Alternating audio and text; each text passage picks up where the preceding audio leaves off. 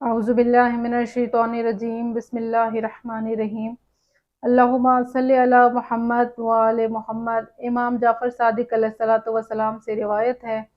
کہ حضرت عباس بن عبد المطلب فرماتے ہیں کہ ایک دن ہم خانہ کعبہ کے قریب بیٹھے ہوئے تھے تو ہم نے دیکھا جناب فاطمہ بنت اسد تشریف فرما ہوئی اور خانہ کعبہ کا طواف کرنے لگی، اور پھر انہوں نے اپنے دونوں ہاتھوں کو بلند کیا اور پروردگار سے دعا کرنے لگی کہ پروردگار،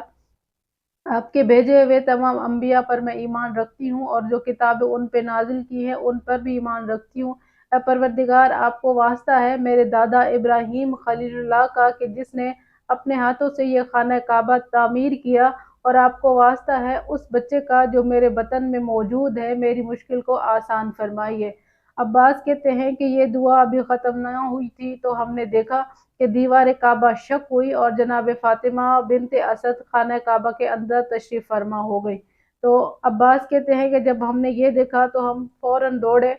خانہ کعبہ کے دروازے کی طرف جہاں پہ تالا لگا ہوا تھا۔ ہم نے وہ تالا کھولنے کی کوشش کی لیکن وہ تالا نہ ہم سے کھل سکا، نہ وہ تالا ٹوٹ سکا۔ اور یہ بات کہ جناب فاطمہ بنت اسد خانہ کعبہ کے اندر ہیں تمام مکہ میں پھیل گئی، یہاں تک کہ جو پردہ نشی عورتیں تھیں ان میں بھی یہ بات عام ہو گئی کہ جناب فاطمہ بنت اسد کے لیے دیوار کعبہ شق ہوئی اور وہ ابھی خانہ کعبہ میں موجود ہے۔ اور یہاں تک کہ رات ہوئی، اور رات جب ہو گئی تو مکے کے تمام لوگ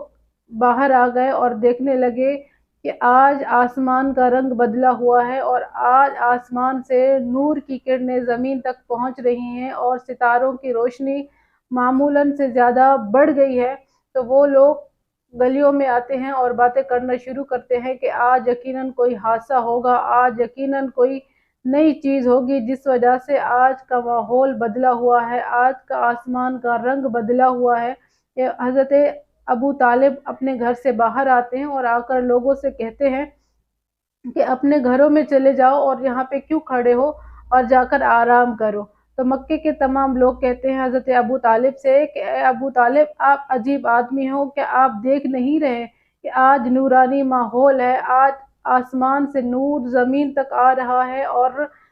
ستاروں کی روشنی بڑھ گئی ہے، چاند بہت خوبصورت لگ رہا ہے اور ہمیں تو لگتا ہے کہ آج کچھ ہونے والا ہے۔ حضرت ابو طالب فرماتے ہیں کہ اگر تمہیں معلوم ہوتا تو تم لوگ اتنا پریشان نہ ہوتے۔ تو تمام لوگ سوال کرتے ہیں تو ایسا آپ کو کیا معلوم ہے جو ہمیں نہیں ہے؟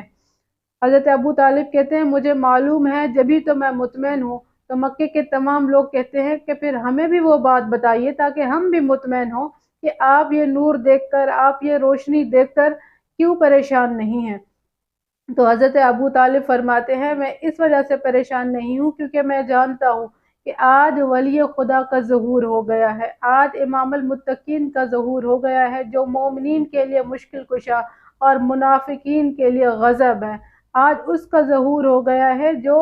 انبیاء کا ناصر ہے، آج اس کا ظہور ہو گیا ہے جو میرے محمد بھتیجے کا وصی ہے۔ اللہ تعالیٰ سے دعا ہے کہ اللہ تعالیٰ ہم تمام مومنین کو ولایت علی ابن ابی طالب پر قائم رکھے۔